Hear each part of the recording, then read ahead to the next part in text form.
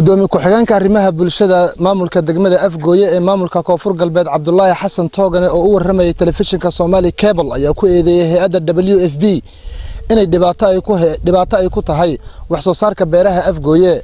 mudana Toogane gudoomiye ku-xigeenka arrimaha bulshada ayaa waxa uu sheegay in hay'adda WFP masaga dhacday ay keento xilliyada ay soo go'ayaan dalagyada beeraha degmada Afgooye ka soo baxa isagoona ugu baaqay inay joojiyaan wuxuuna dhanka kale dhiirigeliyay beeraleyda degmada Afgooye inay ku dhiiradaan wax soo saarka miraha dalka. sida waxay tahay loorka masagada Soomaaliya wuxuu ka joogaa dhaqaale aad u yar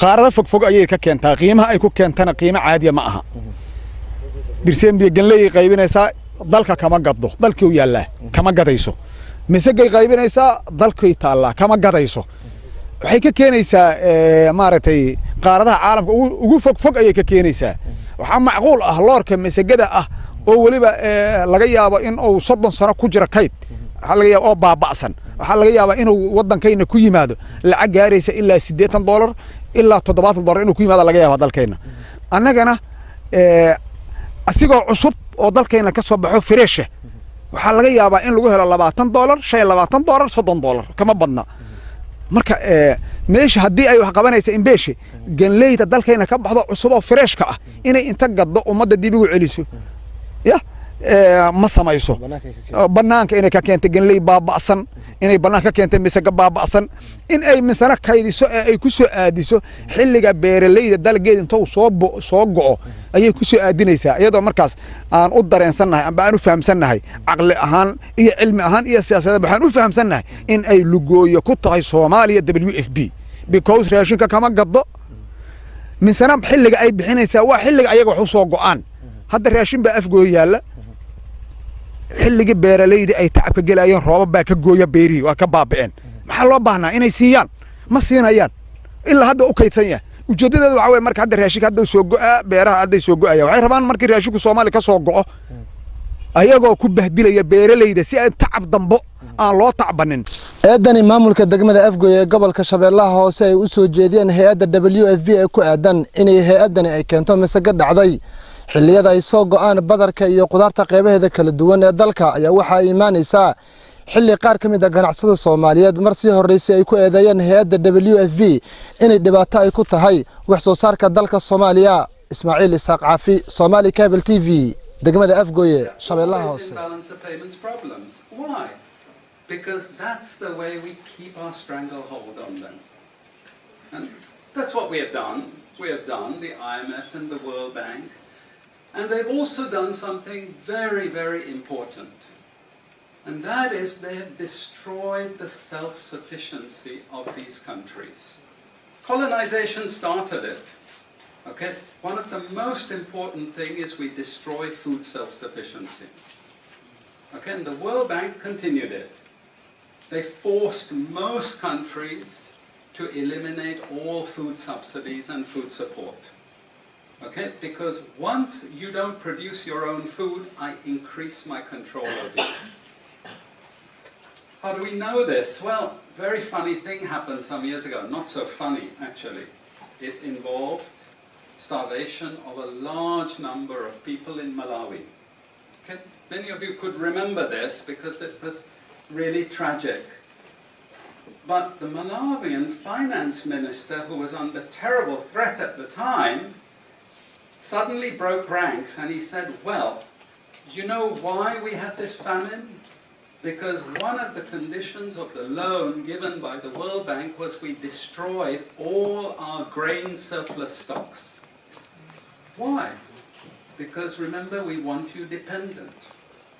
1970s, the US Senate, the US Congress said, we will not allow Latin America to produce their own food.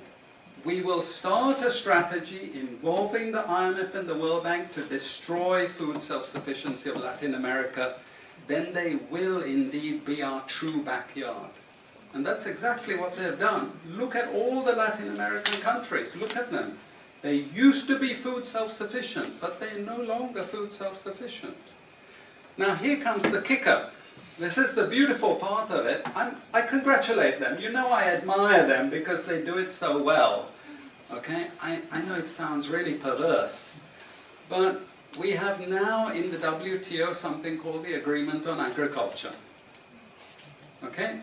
You know what that Agreement on Agriculture states? It says, if you don't have any subsidies, you're not allowed to put these subsidies on food. But if you have subsidies and income support for food production, you can keep them. Who has all the subsidies and income support? US, Europe. The largest budgets in the world for supporting their farmers are Europe and US. But the World Bank and IMF have destroyed all those subsidies. You see, all those subsidies have been destroyed. And now we're telling these countries, you don't have subsidies, tough luck, you know. You see, we're keeping them dependent. We're keeping them on a string. I have 5 minutes, so I have to be choosy about what I say next. We have lots of examples in the WTO to really stop Africa industrializing. This is the crucial thing. We cannot allow them to produce manufacturers. It's not difficult. Trust me, it's not difficult. We need nationalist governments. We need them committed to industrialization, and it won't take them a decade to move out from where they are. This is the fundamental point. It's not difficult. But this next round of the WTO is designed to block that. What's the empire's interest in Somalia? Do they have any oil? Well, yeah, there's supposed to be a lot of oil and gas, but I think it's more of a, just in general, Americans' foreign policy, particularly in regards to Africa, is what we call crisis management. They want to instigate a crisis and then manage the crisis so that basically they can prevent any strong nationalist government from coming to power that would protect the people's interests, which would force the Western governments to pay a fair share for their natural resources. Basically, they just want to be able to come in and pay off some warlords and rape and loot the resources of the country whenever possible. And I think that's pretty much U.S. policy in Somalia. They know that the Somali, if a genuine nationalist government comes into power in Somalia, they're going to be pretty hostile to Western interests, especially the United States, because the U.S. has committed a long list of very nasty crimes in Somalia. So they just want to see the warlords in power.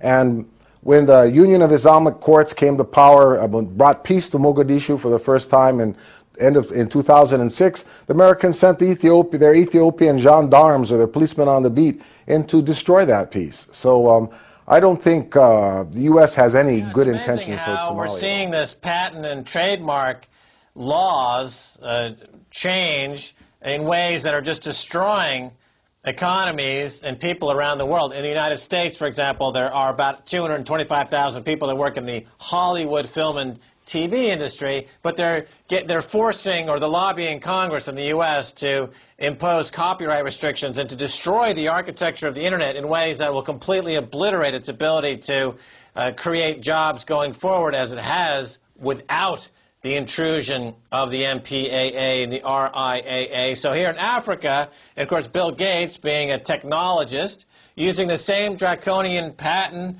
and copyright laws to destroy the agriculture industry and to impoverish Africans. Another name we hear in relation to charity is Bob Geldof, who stood in front of a bag of Monsanto corn and said this donation from Monsanto was a great act of charity, for it helped even one child survive.